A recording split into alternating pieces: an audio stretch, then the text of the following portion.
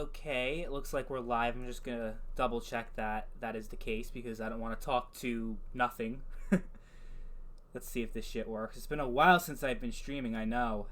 I should do more of them now that I have all the time in the world, right? Okay, it looks like we're live. Hi everyone. How's it going? Yeah, my hair has grown pretty long over the past couple of months because, well, I can't get a fucking haircut. I know a lot of people out there are like shaving their heads and like doing their own haircuts and they all look awful. I'd rather just grow it out, even if it looks terrible, even if I look like a caveman.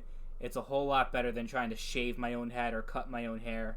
No, these people who are doing that, like, they look fucking terrible. No thank you. I'm not gonna do that. But yeah, it looks like there's no end in sight for this whole crisis thing, so I guess we're just gonna keep waiting it out until things eventually get better. And I'm graduating in, let's see, today is April 25th. 2 weeks from today, I'm supposed to be graduating from college.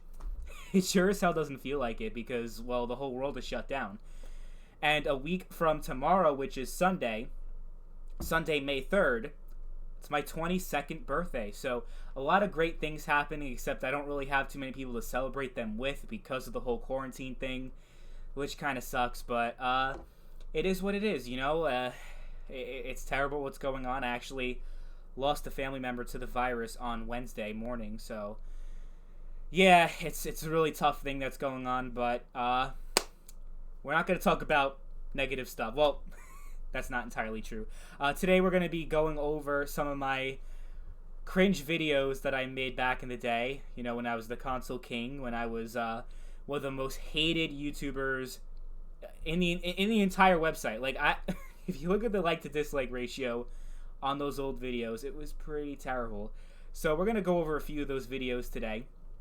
But I just want to know how you guys are doing during this crisis. How's life? How's life been treating you guys? Let's see. I got the stream up right now. Fatal Charade, what's up? What's up, Reese? What's up, Zach Seats? How you guys doing? Thanks for tuning in. Yeah, we got a couple videos that we're going to look at today. And I'm going to make sure I have the chat so I could read what you guys are saying while I'm watching the video. So, let's see. Alright, so if you guys have any specific requests on the videos that you want to see, let me know. But I have a good idea of a couple of videos that I want to that I want to react to. So, there was this one video I made back in the day about how PC gamers hate capitalism. And I was pretty much calling all PC gamers communists. And I thought, like, looking back at it, I thought that was the most hilarious thing ever. So I want to react to that video. And yeah, we could look back together at just how fucking stupid, how fucking awful my videos were back then. So let's see. I'm trying to look for the video. PC gamers hate capitalism. It's right there, right next to the stream. Yeah. Okay. Let's see this video. If you buy auto parts or accessories on Hold on, let me you should use WikiBuy. It's a browser extension that automatically compares. No one cares about your WikiBuy. Yeah, I didn't watch the whole thing. I just scrolled through it. So we're in portrait mode. And you could see the fucking hair right now. Oh my god, that hair. It's not I mean, the hair I got right now is pretty long, but that's because of the whole quarantine thing. But I mean, this whole thing, what the fuck was I thinking? What the fuck was I thinking with that hair? Why did I grow it out so long? Oh my god. Just look at that. I mean, it's just all over the place. Yeah, I really didn't take good care of myself back then. And you guys, hold on a second. Yeah, look, I disliked my own video. That even I hated myself back then. You guys all hated me back then. I even hated myself. Oh my god, let's see what I have to say about why PC gamers hate capitalism. I just realized something. PC gamers really hate capitalism. Not just because of the fact that they pretty much call themselves Nazis. They identify with the Nazi party. They call themselves the PC master race. Not just that, but they seem to be more in line with communism than capitalism, generally speaking, when we're talking about PC only gamers. Well, okay, before we go further, PC Master Race is literally it's a meme. Like that PC I call PC gamers Nazis and socialists. First of all, the Nazi party is not communist or even social. I mean, okay. So they're not necessarily, I mean, I'm not going to get all political. I have a separate channel for that, but I had no idea what the hell I was talking about. So I have, like, the profile picture, like, the thumbnail for that video had a hammer and sickle, and I was pretty much calling PC gamers communists, and then I talked about the Nazi party. Like, those two things are kind of different. The communists were very different from the Nazis, but we're not going to get into that, but that's just weird. And the PC Master Race is literally a joke. Like, why didn't I understand that? That only game on PC. The reason why PC gamers hate capitalism so much, I can't tell you. I don't know why they hate capitalism, but I'm going to tell you why I know that they hate capitalism, okay? Sure. So, considering the fact that most of my subscribers and most of Rags' subscribers and most of Barry's subscribers and most of Top Hats and Champagne subscribers and most of Fringy subscribers, they are pretty much, I'd say, about 40% at least of their subscriber bases, of our subscriber bases, are 12, 13-year-olds that don't know shit about economics. I mean, don't get me wrong, Fringy, Bullet, Barry, Rags, and Top Hats all don't understand economics themselves. But I'm just saying, if you barely have a middle school education, of course you're not going to know how economics works. So at least they have an excuse to not know how economics work and economic systems. So here's an economics lesson for you 6th, 7th, 8th graders that never learned about it. So basically, capitalism is the free market, okay? If you live in the United States, United Kingdom, if you live in one of those free democracies that have free market, no strong government control over businesses and the means of production, then that means that you are living in a capitalist country. So obviously the United States is probably the biggest capitalist country in the world, and they basically have private businesses, like McDonald's, Burger King, and whatnot. Yeah, that are independent from the government. Like the government doesn't control them, and you also have, different businesses making goods, and without the government interference. So, with that in mind, does that really have to do with apply PC gaming? to PC gaming? I don't think so. What? I do not think so. Because what? The free market, this is an objective fact, by the way, the free market is much more prevalent on the consoles than they are on the PC. Now, everyone's getting triggered right now. I could see the keyboard warriors, going on their computer right now, being like, you're wrong, you're an idiot, you're stupid, blah, blah, blah, blah, blah. I did not say that. Hear me out. I mean, I know, oh my God. No matter what I say, it goes in one ear, out the other, because you guys are blind fucking fanboys, but still, I'm going to explain my case. Okay. No matter what. What did I have to say about this? I'm going to at least explain my case to anyone who's actually has half a brain and wants to know the truth.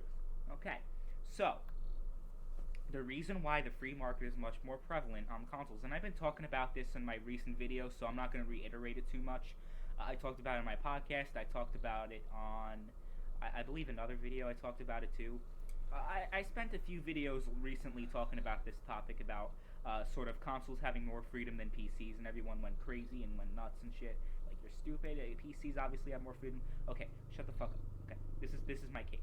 So the reason why consoles have more freedom than PCs, and I've explained this before, and no one's really had a good counter argument for it. I pretty much said, like, look, the physical market pretty much creates more freedom than PC.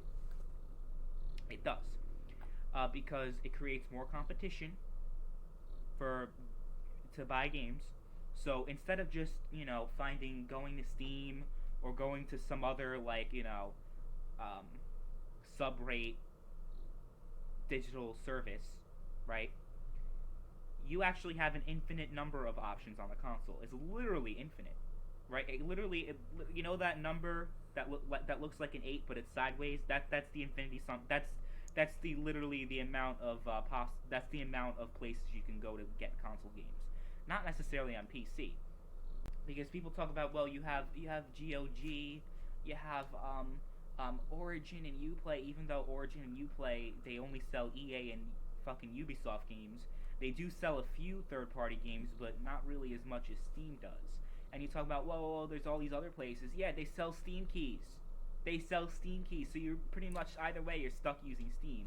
Okay, but you said Steam is the only thing you can buy games on, yet I was also describing all the other services like G2A, what are the other ones, Green Man Gaming, all those other services. Yeah, they use Steam keys, but that's literally how you get games cheaper, and that you don't have to buy games directly from Steam to get games cheap, even though games on Steam are already cheap. So what the hell was I even talking about?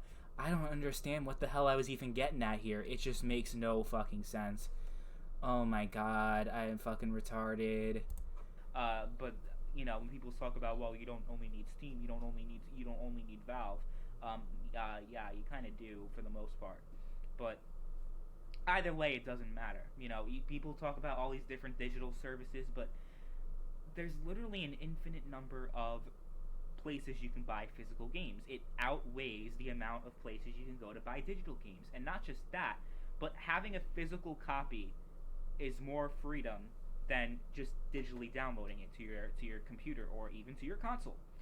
So PC gamers are gonna shit on physical games, talk about physical games. Fuck, they're terrible. I don't use physical games. I'm like, okay, well, you don't use physical games because you're a communist and you're on PC.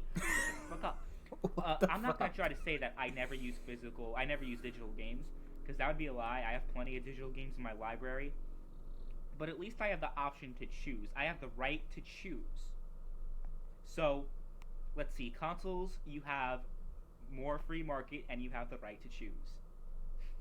So yeah, that's why you should definitely get a console if you don't have one. If you're a PC fucking fanboy that doesn't know anything outside the PC and has never given the PlayStation and Xbox a fair shot, you need to do it right now. You should, because you're missing out on a lot. I know people are gonna be like, "Oh, you're missing out on PC." I'm like, not really. Just because of the fact that, well, it's overpriced as fuck. It's more expensive. Oh my god! I've already delved into all that bullshit. I'm not gonna. It's that PC gaming is more expensive than console gaming. Oh man, if you could only see me now. This video was published February 28th. If only you could see me 3 years later having a nice gaming PC. I got the RTX 2060 Super with 8 gigabytes of VRAM, and my consoles right now, they're sitting back there. They're pretty much collecting dust at this point, so if only you could see me now. Oh man, maybe instead of spending all that time, all that effort trying to shit on PC gaming, maybe you could have, actually, I don't know, saved up money and bought a PC and actually experienced it for yourself. Because the only experience I had was the fucking Alienware laptop that I told you guys about before that was just awful, and I thought that was PC gaming. I thought gaming on a laptop was the only way you could play games on PC. I thought that was the PC gaming experience. So when I had it on the laptop, I'm like, this sucks. But yeah, of course gaming on a laptop sucks because it's so limited. But I just didn't understand that. I just didn't understand that there was so much that PC gaming had to offer. And then just talking before about digital, this makes no sense. I said, okay, physical and digital, PC gaming has no freedom because there's no physical market, which is true. I mean, some people are going to say, oh yeah, of course there's a physical market on PC. I mean, there really isn't. So that's one thing that is actually pretty true. But then when you think about it, though, I'm saying, oh yeah, but you have so much freedom on the consoles because games are cheaper, but there's so many ways to get cheap games on Steam. Humble Bundle is one way. You could literally get games for practically nothing. High quality AAA games for practically nothing. And all those stores like G2A and all those other ones that sell Steam keys, even Amazon, there's so many ways that you could get cheap games without actually buying them directly from Valve. You could actually do it third party, which is the same concept as when we're talking about physical media, where you have all these different third-party sources like GameStop or whatever. PC gamers are communists because there's no physical market. I hope I realized. I probably didn't, because people were convinced that I was on an acid trip, that I was on some type of drugs when I was making these videos. I mean, I kind of looked the part, right? I mean, with the shaggy hair and with just how I looked like. I did look like a bum on the street corner that was just shooting up heroin or something. But actually, no, I wasn't taking anything back then. I was just running my fucking mouth, not knowing what the fuck I was talking about because it's fucking retarded. So the thing is, though, like, like, how did I not understand this basic concept, though, that, like, when you get a physical game, there's literally no difference except for, like, okay, maybe you can get it for cheaper, maybe you have, like, different buying options, but, like, a physical disc, it has the same level of DRM as a digital game. Literally the same exact amount of DRM. When you get a physical disc on your hard drive, usually you have to install an internet update in order to get the full experience. Usually. I mean, there's some single-player games where, you know, you don't have to go online or whatever, but there are a lot of games now these days where, like, even though the game is single-player only, you have to be connected to the internet. So, really, there's no difference at this point between PC gaming and console, really between physical and digital. Like, why did it, like, what the fuck was I even talking about? This makes no sense. Keep repeating Oh, it, man. regurgitating it. Yeah, But the regurgitating point I'm bullshit. trying to make is that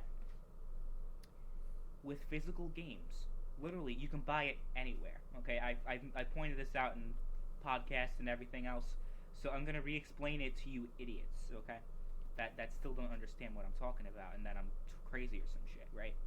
What I am saying, okay, so you go on eBay, you go on Amazon, you literally have an infinite number of people that sell their games online. So just because it's a physical game doesn't mean you have to actually go to a physical store like GameStop, although that is another option. So you can actually physically go to a store, GameStop is fucking terrible, physically though. get the game shipped to your crib, or you could digitally download the game. And when you digitally download the game, you have more options. You actually have more options than just going on the PlayStation Store. There are plenty of websites, like people talk about, well, there are plenty of websites that sell PC digital games. There are plenty of websites that sell console digital game codes. Amazon keeps having these amazing sales. Like, for example, there was Titanfall 2 Deluxe Edition and I'm having a hard time the sitting through Battlefield this. 1 Deluxe Edition. Oh my both god. for $50 combined. That's right, combined. $50 for the Deluxe Edition of Titanfall 2 and the Deluxe Edition of Battlefield 1 together. Not separately, together. Wow. So people talk about, well, you can't find deals like Steam on the consoles. Wrong, fake news, you're wrong. Okay, Donald So- Trump. Okay, Donald Trump. I see. I honestly, like, I think, like, part of me, like, back then was just trying to piss people off, like, on purpose.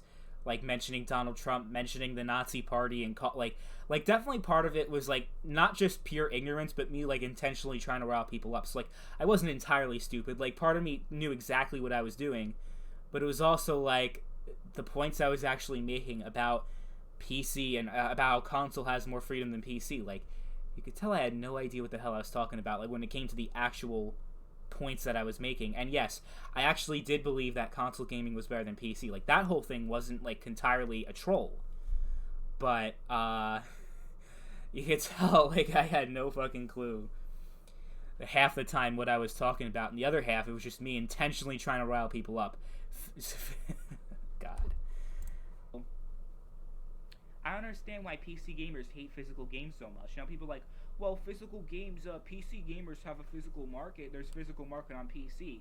Well, I pretty much demonstrated this in previous videos, but if you type in, like, modern games, like games that came out recently, that are popular and do have a physical version on console, by the way, you type it in and you can't fucking find anything on the store. On Amazon, eBay, anywhere. It's like finding a fucking needle in a haystack. You might be able to do it, but it's much harder to do. So when it comes to physical PC games, you don't really have much of an option. You don't really have much of a choice. Like, you only have a few, select places where you can get them, and even of those places that do sell them, they're fucking rare. GameStop is the largest physical retailer in the United States, and I guess North America too. I don't know how Canadian game stores work, but at least in the United States, GameStop is the #1 physical game store in the country. It's the most popular. It's the most successful, right? So with that in mind, why how does if people are making the argument that PC gaming does have a physical market and they have a strong physical market, why is it that GameStop does not have any PC games in their stores? Now, people will be like, well, there's like a little shelf. There's a little shelf, okay? In some places, not even all of them. The GameStop that I go to, it's pretty much like they don't have one. They don't have one at all, actually.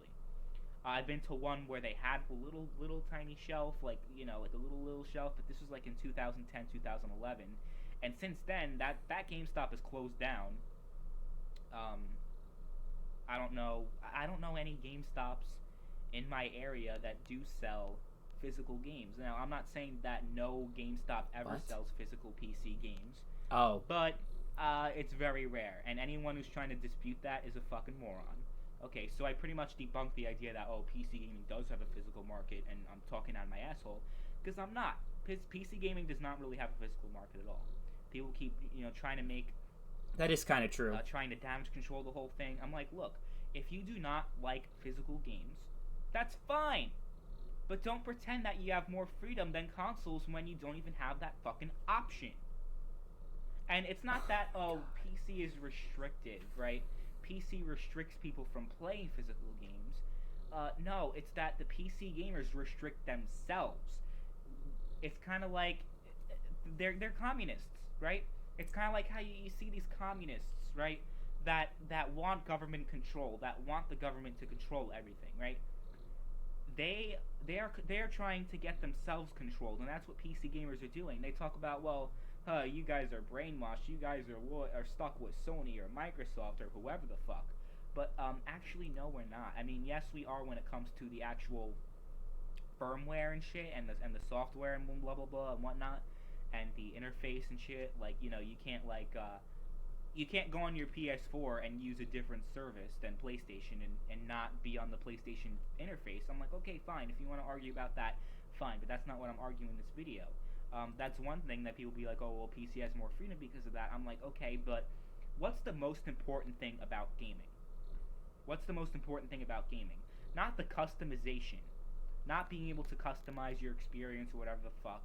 Or any of this other trivial shit. No, the most important thing about gaming is video games.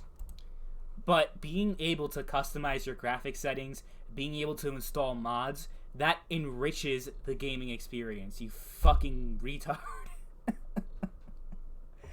Like, PC gamers hate capitalism. PC gamers are communists because they don't have physical games.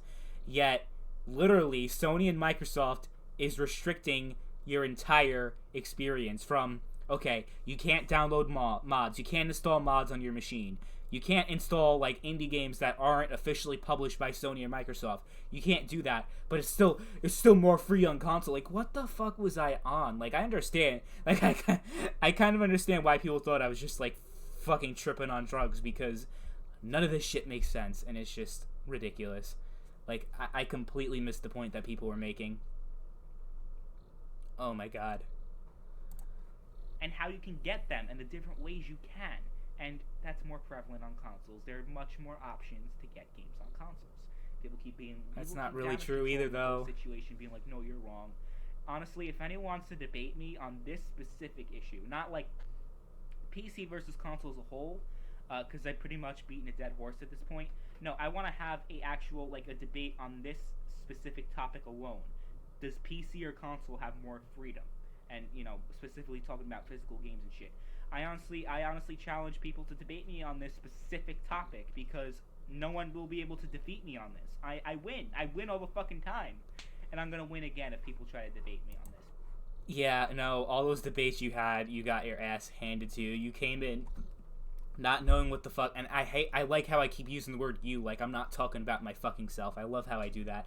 I had all these debates with Rags, Bullet, Barry, Fringy, there are a couple other people too, and most of the time, I mean, I just got my ass handed to me. I mean, it was just a slaughter. Like, it wasn't even close. And like, me looking back at those debates, I didn't obviously watch the entire debates, because some of them are like 3-4 hour debates, but you guys, a lot of you guys have probably seen them before, and oh my god, it's a shit show. It's pretty embarrassing. Why is there a makeup tutorial in my suggested fucking videos. That's very weird. Hold on, let me go back and look at the comments that people make. Sony is also more restrictive because they know that consumers won't do anything to stop them, really. That's what Dr. Daniel says. Yeah, definitely. And then you have some trolls that are probably associated with, what was that guy's name? Meme Lover. Hey, I'm not even going to ask some anon to remove comments. Let them say their stupid shit. Renee, or Ree, or whatever. Renee. Ree. I think that's the same account as Meme Lover. Keeps asking, why'd you edit the Cinema Blend article? Yeah, I answered that question in a previous video. And yes, I did edit the Cinema Blend article. Yeah, I actually admit that at this point. Because I was a little fucking prick. I made a video response to my original video, how to win a PC versus console debate. It's in, you go on my YouTube channel, you look at the playlist, Console Peasant Cancer, it's the first video that pops up, and you'll see an entire part of that video that's dedicated to answering that very question that you asked. So can you please stop trolling my comment section? Thank you. Wait, let's finish this video.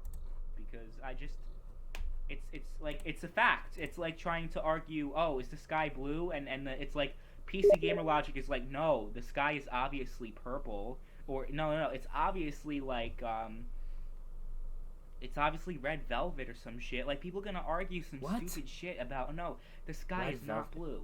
Or, weird. No, the earth is definitely flat. PC gamers are flat earthers. They are pretty much, they're Jehovah's Witnesses, right? They go door to door trying to make you join their PC cult. No. No thank you. And there's just all these different things, and it's pretty pathetic. It's very pathetic.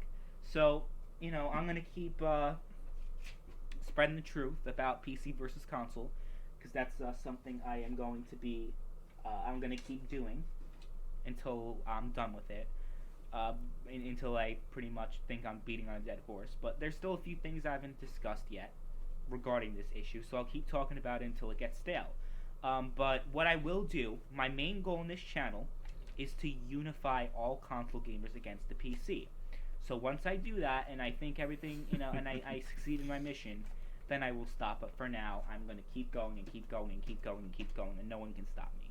So, yeah, there's the proof that PC gamers just hate capitalism, they hate the free market, they hate different options to buy their games. They can't be bothered, they're too busy being, you know, sitting on their ass all day, and they're too lazy to actually, like, wait for a physical game to come in the mail, or to actually go to this game store. Oh my god, God forbid. What? They do like convenience, and I'm not going to say convenience is a bad thing, but you also have that on consoles. You have the digital games, and you have the physical games, and people trying to undermine the importance of physical games. I'm just gonna reference one thing to all those people who talk about physical games not being very important. Do you guys remember the Xbox One reveal in 2013 with Don Matrick and all that other bullshit, and you know, the online the 24-hour check-ins, and no physical games, pretty much? Yeah, that went to shit. Yeah, so that's pretty much all I gotta say about that. So let me know what you fanboys think about this. You know, try to make some arguments against me. I'm actually really interested in seeing how you guys are gonna try to come up with excuses and arguments against me, against my facts and the truth. So yeah, there you go. Thanks for watching. See you guys later. Bitches. Oh, did I just say bitches at the end? Let me try to hear that again. Truth. So yeah, there you go. Thanks for watching. See you guys later. Bitches. I think I said bitches. I think I said bitches. Let's see the comments. I am a console gamer only, and I am a communist.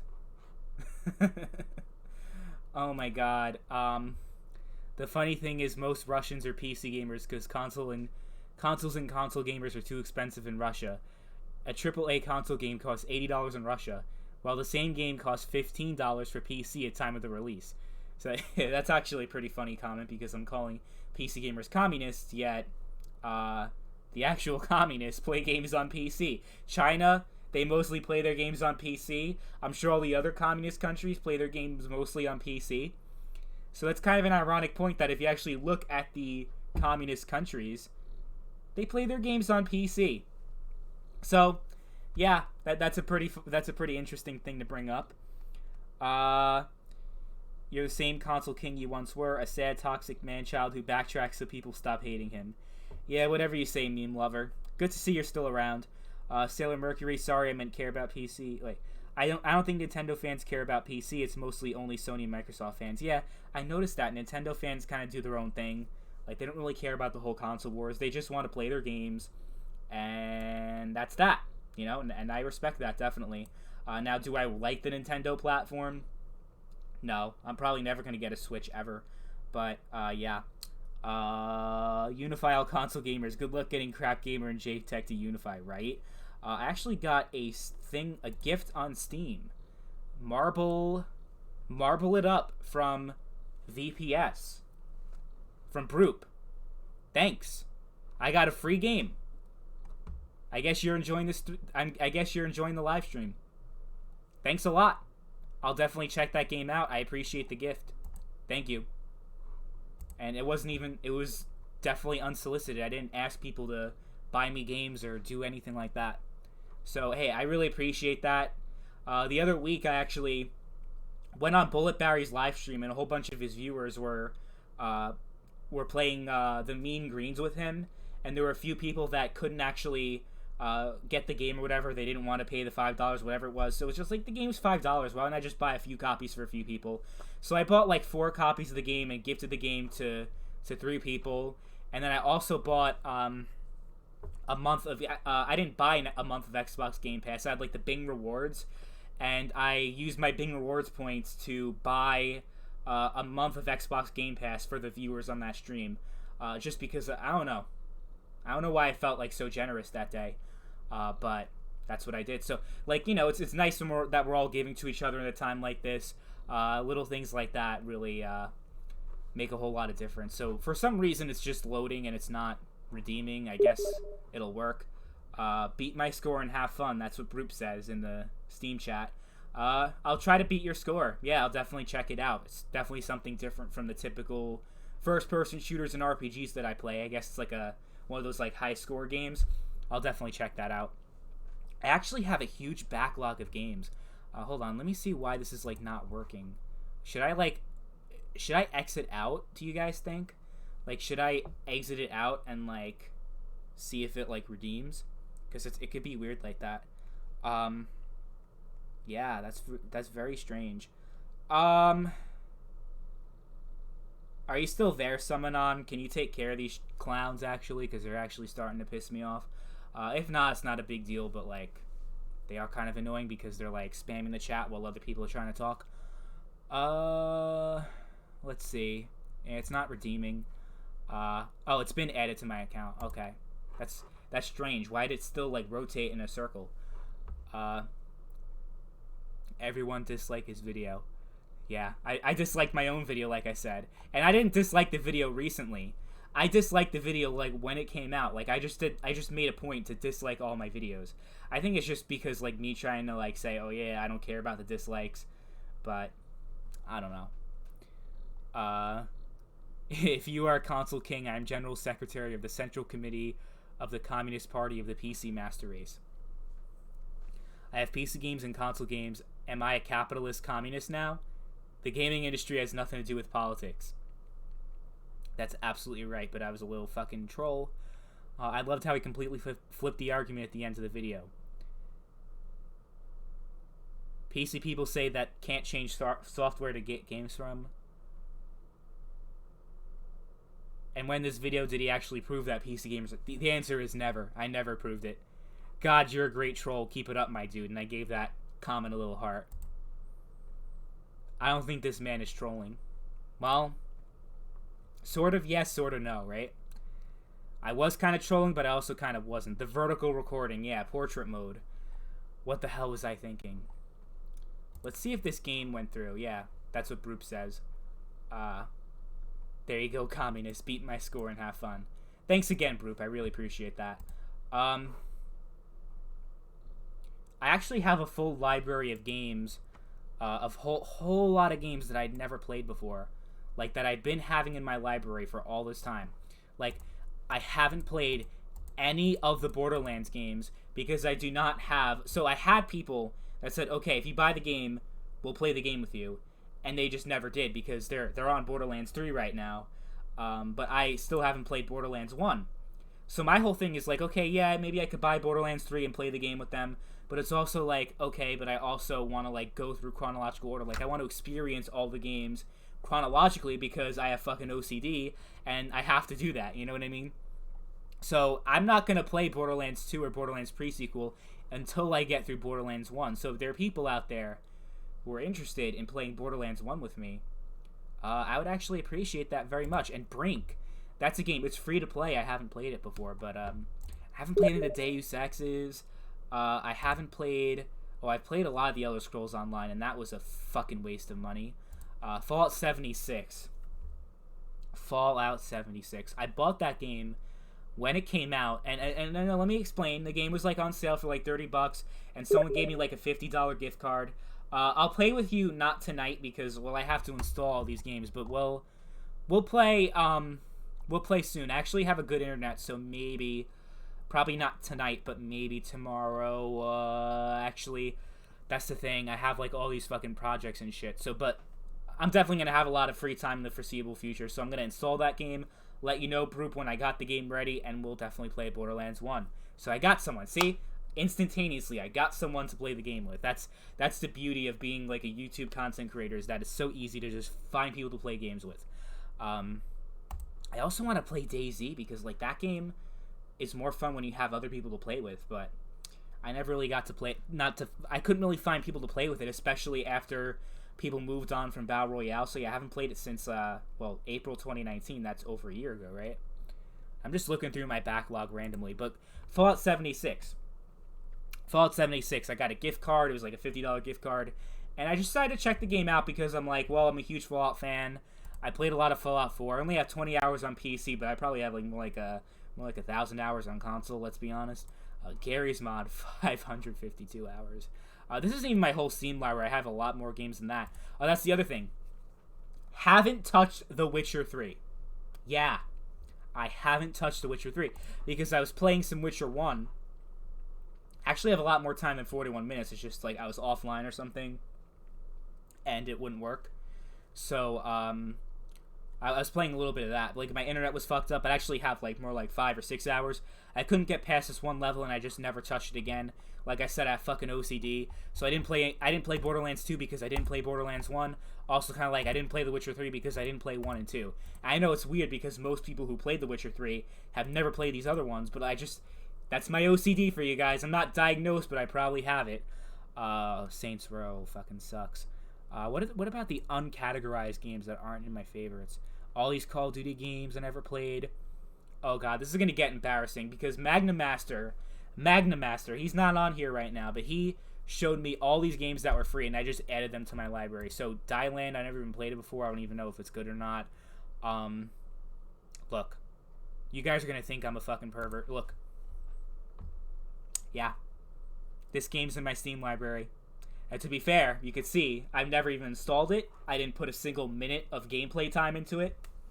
But yeah, I could say that Pleasure Puzzle Portrait is in my Steam library.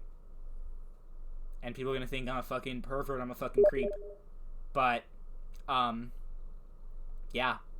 I have that game in my library because it was free. And Magnum Master was like, hey, this game is free. And it's just an impulse for me to, like, put all the free games in my library. So, yeah, I have that game in my library. Realm Royale. I only have 52 minutes of playtime. Well, I thought it was a lot more than 52 minutes. I guess I really didn't vibe with that game. And it seems like no one's really talking about Realm Royale anymore, so I guess that game is just completely dead. Dylan is a cute indie title. Beautiful music. I might check it out then. I don't know whether that is sad or not, since I have had it since December 2018, The Witcher 3. Only 552 hours in Gmod? Bruh, I got 859 hours in Gmod. Well, I put more time into it, but last year I got banned from all the fucking servers because of a misunderstanding, because I threw an incendiary grenade at the beginning of the round. Actually, I threw it pre-rounds, and it detonated at the beginning of the round, and it killed like 10 people, and I got banned for RDM, Trouble in Terrorist Town. So I can't play Trouble in Terrorist Town because, well, it's the same people that own most of the servers, so I can't even play TTT, which kind of sucks. Which Black Ops 2 on Steam was not still $60. Oh, dude, there's a thing called Plutonium that is free. it literally gives you Black Ops 2 and all the DLCs for free. And, like, it's kind of piracy, not gonna lie, but that's an option. Look up Black Ops 2 Plutonium, and you could actually play that game for free on PC. And it has a very active community over there. Most of them are try-hard snipers, so if you don't like sniping, you might not like it, but it's still better than trying to play it on Xbox and pretty much unplayable at that point. Like, on Xbox One, it's filled with hackers, which sucks. Never played any of the Red Faction games. I only got them because they're, like, the bundle was on sale for $10. Like, how many of you guys in the chat have like, just gotten all these games, like, impulse buys and Steam sales, and have never played them before? Because, for me, that's a lot of games. Rust, I only have 2 hours on that game because I sucked at it. I haven't played it since June of 2014. Wow.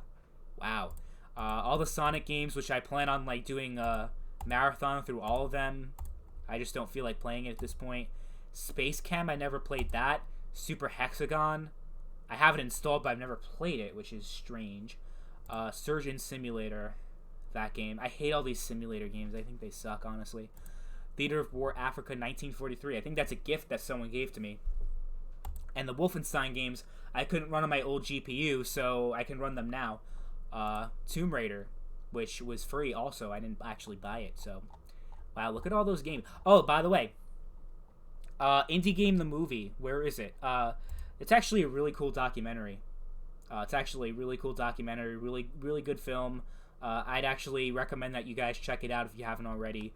It's actually really cool. Kingdoms of Amalur, what the hell, man? I haven't played that shit. I barely touched it.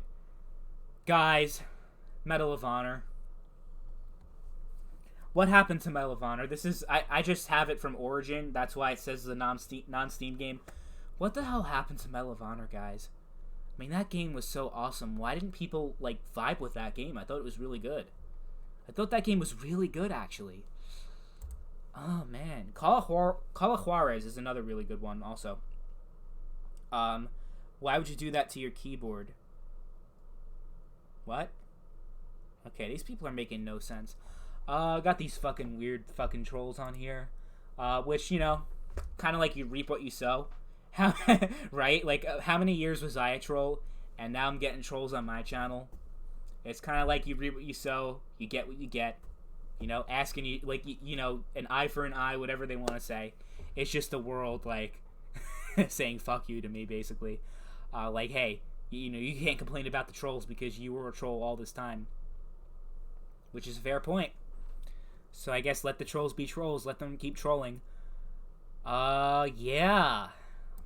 Let's see how long have we been on this? We've been 4 likes, 7 viewers. Doesn't say how long the stream's been going. I think the stream has been going on, actually I could check on OBS, for 44 minutes and 10 seconds. So I think I'm actually gonna end it pretty early unless you guys want to talk about something else. I mean, I have nowhere to go, obviously, but I don't want to just keep a stream going randomly. It is my keyboard. I broke my keyboard. Oh, okay. Phil Fish, he's a douchebag. Yeah, Phil Fish is a douchebag, definitely.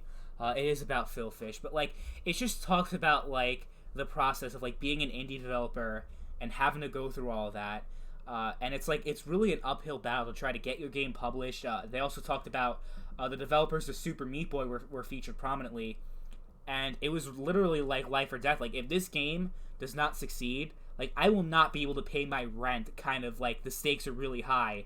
Like, and it's really interesting to, like, talk about, to, like, just see, like, what indie developers, like, what they're actually going through. So, I thought that was actually a really interesting documentary. Yeah, Phil Fish was kind of a scumbag, but, like, Phil Fish was only one of the developers that were actually part of that entire documentary. So, it's really just about indie developers in general. Dr. Dan still has Doom 3, Quake 4, Doom 2016, Wolfenstein New Order, Tomb Raider 1, Wolfenstein Spear of Destiny, and Half-Life 2 Episode 2 that you haven't played. Damn, you haven't played Half-Life 2? I don't even have that game in my library, but, like, damn, if you have that game in your library, like, I guess you should check that out because it's, like, considered one of the greatest games of all time. Then again, here I am never playing The Witcher, so I guess I can't say anything. Yeah, PC gaming will always be better than console gaming. I agree, Zach. Why are you then why are you all over me? I agree completely with you. Why are you trolling on me so hard, man? PC gaming is better than console gaming. I agree. It's crazy that I've changed so drastically over time, but that is what happened. I just never really gave PC gaming a chance. And the funny thing is, I have all these games in my library that I haven't even touched. Ooh, man, Alliance of Valiant Arms. That game shut down, didn't it? That's so sad because I enjoyed that game so much back in the day. I only have 80 minutes of it on Steam, but that's only because I played it like back when it wasn't on Steam, and then it came over to Steam, so I got the Steam version. But man, I had such a crappy desktop back then. Like, it was a really bad computer. Like, it was I couldn't even tell you the specs on it. Like, it was really bad. It was just like an entry-level PC that cost like $200 back in like 2009. So that game, I actually put a lot of time on that shit. But I was like that game was so good because it was free to play and you could run AV on like everything. So if anyone actually remembers AVA from back in the day, press F for respects because that game is long dead now, unfortunately. Ryu Bateson, I just stick to old consoles and old PC games, not getting a PS5. Yeah, I don't think I'm gonna get a PS5 either. How about you guys? Are you guys gonna get the PlayStation 5? Like, I don't think I'm going to. Like, even if they have like the most jaw-dropping exclusive games, I just don't want to get them. Like, I just don't want to get a console, especially in this fucked up economy. Like, I gotta worry more about like getting a job and like getting in the fucking world, especially during the whole COVID outbreak. Like, I got so much more shit to think about than getting a $500 console. They're actually saying it might go up to $550, which I think is just going to be outrageous, especially in an economy that's the worst it's ever been since the Great Depression. How they're going to get away with selling a $550 console, I have no fucking clue. But hey, if whatever Sony's thinking, I don't know. Maybe they'll be as arrogant, as cocky as they were back in the PS3 because, well, they don't really have that much competition right now. Because Microsoft and the Xbox brand is pretty much a joke at this point, let's be real. Nintendo is selling really well, but they're kind of like in their own little space. You know, like the Nintendo Switch. Like, you're not going to get the same third-party support on the Switch as the PS5. Even the PS5, like, somehow bombs. Like, the PS5 is a more powerful console. You know? And the Switch is not even as powerful as a baseline PS4, which goes to show you really how underpowered that console was. Forget console gaming, it freaking sucks. Yeah, no, I am not going to get a PlayStation 5. I have an RTX 2060 Super. I know they're saying, like, the new consoles are more powerful than that, but really, like, the specs that you see on screen, like, that you see online on the internet, are actually not as powerful as they look like. Me and Magnamaster actually talked about that a lot. It's really not, like, the teraflops and all that, like, don't get so hung up on that. Don't get so hung up on that because it might not end up being as powerful as you think. Now, will it be capable of 4K 60? I think so, yeah. It will be capable of 4K 60. But it's not going to be like, oh my god, like, I need to get these consoles because now my gaming PC is like, it can't run anything. No, it's not going to work like that. Like, it's going to take a while for games to even run those consoles to their fullest power, to take those consoles to their limit. Meanwhile, when the PS4 came out, the consoles were taken to their limits, like, within the first year of its release. So, yeah, definitely, the specs, I think, are good for the new consoles. I think, oh yeah, Team Fortress Classic. No one plays that shit. I tried to play it a couple days ago, and it's just like, that's the thing about getting into these older games, though, because, like, people have played them for literally 20 years, so you're trying to hop on, trying to learn how to play the game and get good, but these people are just on a whole nother level because they literally played the game for most of their entire existence. So, like, how can I compete with that? So I've tried to play some Team Fortress 1, tried to play some TF1, but it hasn't worked out that well for me. And maybe, you know, next stream I'm definitely going to do some gameplay live streams. I just have to set it up because I didn't set it up today. I have to set up, like, everything. Like, I have to if I want to do that stream now, I'd have to like turn it off and then turn it back on, and figure that out, because I actually haven't streamed a PC game live ever before. I've done it on console with my Elgato, but I haven't done it on PC before. If games on the new consoles are not 60 frames, 1080 at the very least, then that will be absolutely pathetic. Look, I've said a lot of things about the consoles and how I'm not really excited about them, but I can probably assure you that the games will run 1080p 60 frames per second. Like, if not, like, pretty much all of them will. Like, I'm very confident about that at least. Okay, so I will at least say that. As far as, like, 4K 60, I do think 4K 60 will be a thing. Now, as far as, like, 4K 120, yeah, no, that's not going to happen. 4K, oh, yeah, 8K 60's definitely not going to happen, because people are like, oh, it's capable of up to 120 frames, 8K. No, it's not going to run 8K 120.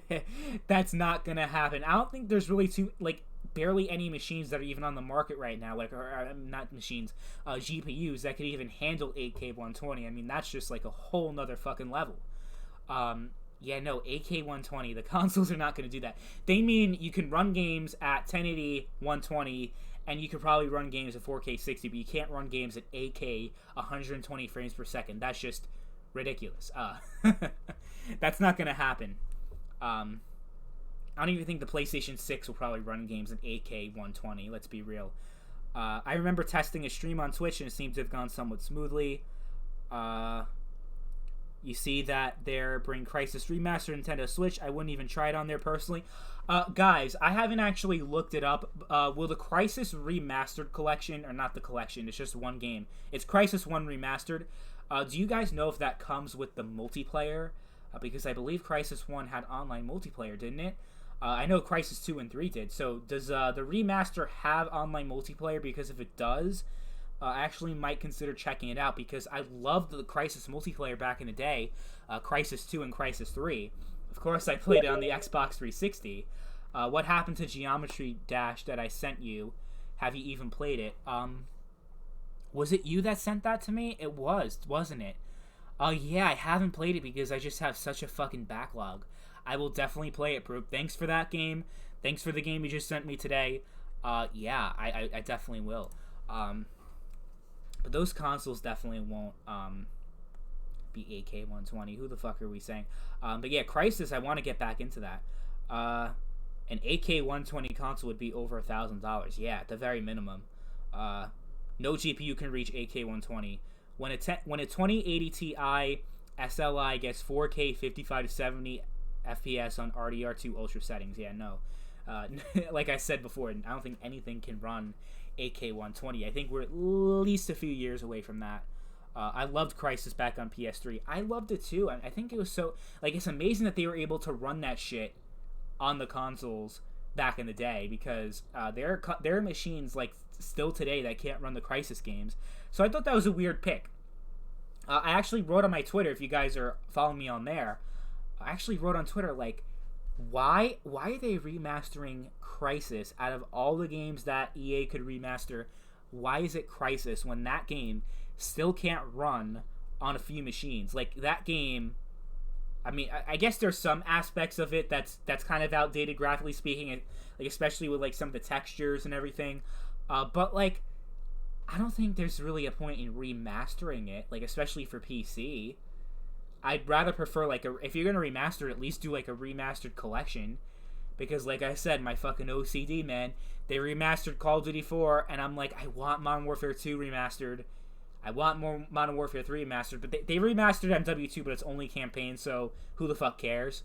Apparently Sony paid Activision to make Modern Warfare 2 remastered, but they said, okay, we're going to pay you to make MW2 campaign remastered, but we're also going to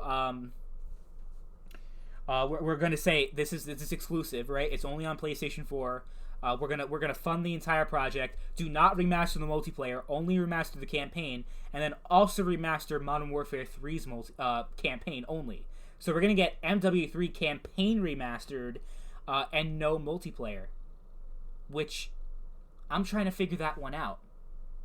Okay, obviously, Modern Warfare is out right now, and if they remastered Modern Warfare 2 multiplayer and released that right now, and I'm pretty sure they actually developed it. I'm pretty sure they have the multiplayer ready to go at any moment, and they might just release it randomly. Like, it might be like an Apex Legends kind of thing, where it just releases without notice. Like, it just drops. And people are just like, oh shit, this shit, like, MW2 campaign was just randomly released without any hype. So they might just do that again with the multiplayer. It's very possible. I think that's actually very likely. But it's just so weird. Like, the Modern Warfare 2 multiplayer was really good. And that like, they're not remastering the multiplayer along with the campaign. And even the Spec Ops. Just the campaign for $30.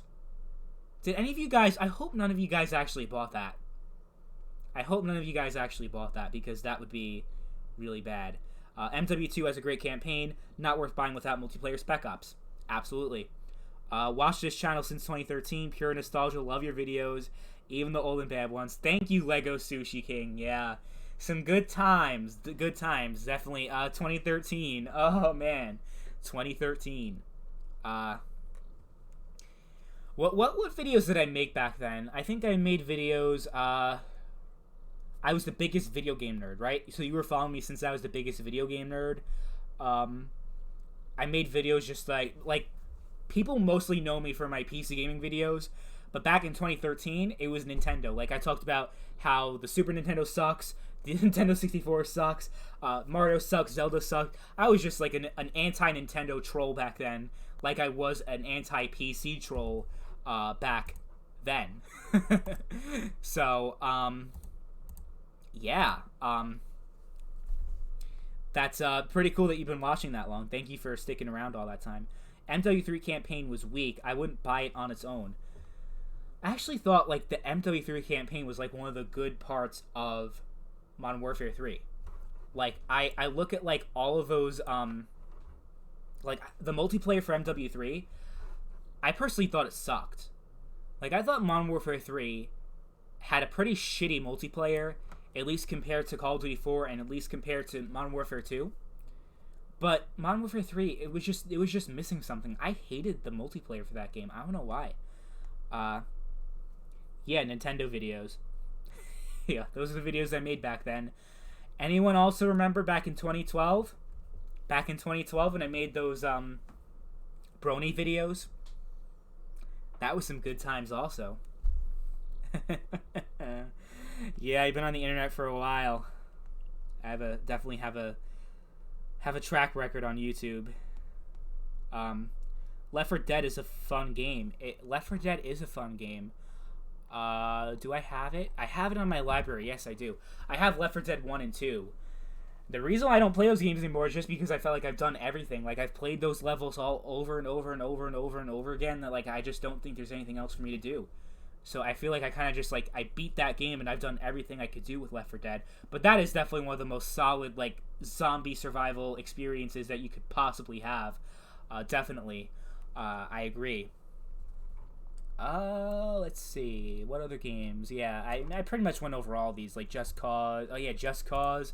I tried to play Just Cause 2. It couldn't run properly on my machine. But then I got it to run. Maybe it's just like a compatibility issue with because it was like a Windows 7 game. I don't know exactly why that's the case. Weird.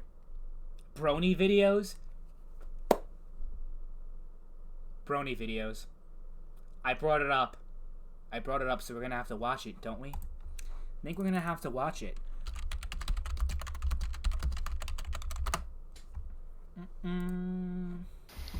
You know, there's always one group of people that I hate more than any group of... That's me. ...anything on the internet. And you know what they're called? Bronies. Okay? There are like at least, 3 or 4 kids in my class, not in my class, in my school, I should say. They're all bronies, which means they are male fans of My Little Pony. And they're proud. And they say that's the way they get girls. And I'm like, what the fuck? Okay? Watching My Little Pony is the gayest thing, one of the gayest things a guy can ever do, besides having sex with another man. But That's besides the point. Now, those other people that I was talking about in my class, in my school, I don't think they're gay. No. They're cool. They're cool people. But all those fucking people on the internet, on YouTube.com, you know, say bronies, blah, blah, blah, they're gay. They're fags. They're at least 20, 30 years old and they watch My Little Pony. What? What? You watch My Little Pony, you're like 20, 30 years old. What's another accomplishment? Like, watch, maybe in a month, since this whole brony fad is going on, maybe people will be like, yeah, I'm so straight, I'm so badass, I watch gay porn. Watch, it's basically equivalent to being a brony. And that's gonna be cool. But, really, I doubt, I'm not a chick magnet, I don't have a girlfriend at all, I haven't had one in about 7 years. 7 years? I was like 12 when I made this. I know that it's not straight and it's not normal for a male to watch My Little Pony. Ugh, God. It's just, why do people bother watching My Little Pony, like males? It just makes no sense at all. What, you're gonna put, you're gonna wear lipstick or something, and then you're gonna be like, oh, that's gonna be another trend, guys wearing lipstick and then being straight? No. My Little Pony, being a fan of My Little Pony is just wrong. What, next, you know, My Little Pony, Barbie princess and all that shit? No. That's gay. What'd you guys think of that video? Yeah, 2012 was a different time. If that video was made today, it would get taken off of YouTube like that. Like that. But I brought it up, so I had to play it. Yeah. I made that video. I was like 13 years old when I made it. And this isn't even my account, so don't like try to spam that account. Yeah, it says the original, not made by me. Someone re-uploaded it and turned comments off because like they were spamming this dude's channel because it was like a video that he didn't even make. They bronies. This was my video. Yeah, this is what I looked like back then. I looked like that. I had, like, people keep talking about my greasy hair. Look at how fucking greasy it was back then. I just have naturally greasy hair. I don't know what it is. It's just, like, so fucking weird. Like, I could put shampoo, conditioner, everything, and I could, like, wash my hair. And, like, a few hours later, or not even maybe a few hours later, but, like, probably like 8 hours later, it starts to get a little greasy and starts to thin up. It's so fucking weird. It's so weird. Mr. New 2 Gamer fan service over Endgame fan service. Nostalgia trip. Yeah, Lego Sushi King. You remember this video? Back in 2012. I got doxxed over this. Like, when I mean doxxed, I mean like people knew, had my address. They knew what middle school I went to. Yeah, I was in middle school back then. They had the junior high school I went to. They had, they didn't have a phone number, but they had, like, a whole lot of things. Address, everything. So I was kind of, like, shitting bricks because I didn't even know what getting doxxed, like, was. Like, I'm like, holy shit. These people have all my information. Like, I was really scared. And the original account that was uploaded was deleted because a brony actually hacked into it and deleted my entire channel. So that's why the original video is not there anymore. So someone re-uploaded it. But, yeah. Who wants their childhood ruined? The guy that voices Ed and Nettie is a brony. Him and the voice actor for Ed. Really? I didn't know that. You know, I make jokes, but, like, the guy who I mentioned, Magnamaster, he's one of my biggest supporters on this channel. He's a brony. A few other people that subscribe to me are bronies, furries, or whatever. Like, it's something I don't understand on a cultural level.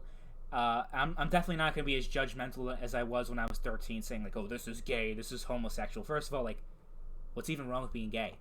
Right? Like, why did I care so much? I guess because I grew up in, like, a kind of a conservative household, but not, like, you know, but, like, I just didn't really think for myself. I mean, who, when they're 13, really thinks for themselves, truly? Right? And back then, it was still kind of, like, the mainstream thing to kind of, like, be against gay marriage, sort of. So I guess I just went with what everyone else was saying. It's just crazy how like 8 years, like our whole society, our whole culture is almost unrecognizable. It's very interesting. This video actually has a decent amount of likes. I'm surprised. Because it's definitely very edgy. I don't mind furries, I just don't understand bronies. Really? I mean, I kind of understand bronies because they talk about, like, okay, the show is, like, very well written, it's very well done, and they just like the show. What I don't understand are the cloppers. They're pretty much, I mean, we should call up Chris Hansen on those people. The people who jerk off to My Little Pony. I mean, yeah, the characters in the show are depicted like they're supposed to be kids even though they're animals. It's fucking weird, and no. I'm not gonna be like, oh yeah, you could do. No, that shit is fucking weird, and nobody should accept that shit. But like, if you just watch the show, I mean, it is. I mean, I personally think like, okay, like I guess it's kind of weird, but like it's not really affecting me. I guess you could say like jerking off to child images doesn't affect me, but like no, I think we should definitely do something about that. You know, I think that's where like we kind of draw the line in the sand. Is pedophilia and all that stuff just zero tolerance policy. Zero tolerance, because that shit is fucked up. Is fucked up. I guess it's because I never saw the actual show. Yeah, like people say the show is really well written, the characters are good. Furries, they like dress up in animal costumes and they like, you know, like I think I'm not gonna say all furries are like into bestiality because that's kind of like a bit too much to say, but like I think it's definitely very strange. I don't understand it. Like I can never understand it because like they're just so obsessed. Like they all have their fursona. They all have like all that. Like I just don't get it. I don't get it. I actually made a furry rant back in the day. I did make a furry rant back in the day. I don't think it's on YouTube anymore, though, so I can't, like, look it up and share that one with you. Illegal stuff like that is unacceptable. That's beyond a fetish. How much of game history are you interested in? I'm interested in a lot of game history. Like, I want to make more documentaries, but the thing is, like, they do take a lot of time to make, and they are the least popular videos on this channel. Though the people who do watch them, though, like, really appreciate them, so I definitely will keep making them, and I do enjoy making them. I've been stuck on a topic of like what my next documentary video should be on. Should it be on I had a few topics in mind. Like first I'm gonna like maybe like an overview of the first generation of consoles, like all the Pong consoles, but like that's kind of redundant, that's kind of boring. People might not really want to watch that one. I was also thinking about like talking about PC gaming in the 1960s, but the one I made on the PC gaming in the 1950s, that video didn't do like particularly well and people didn't really care. And you know, it's not me saying, oh, I just do it for the views, but like it's also like, you know, I need to have passion in stuff like when I do the research on them, and like doing research on a bunch of Pong consoles sounds kind of tedious, you know what I mean? So I'm not really interested in that. So I'm just trying to come up with a topic, and I have a whole bunch of other stuff coming up also. I have finals in the next couple weeks, and then I'm graduating from school, and my birthday is on May 3rd, which is a week from tomorrow. So, you know, I got some things to think about, and I'm going to be a little bit busy over the next couple weeks, so you know, we'll see. But I definitely want to get a couple more documentaries in there. Everyone here played the old Three Kingdoms Fate of Dragons. I've never played that. Vedad. I don't even know if that's how to pronounce your name, but yeah, I never played that game before. I guess that's like a really old game because I never heard of it.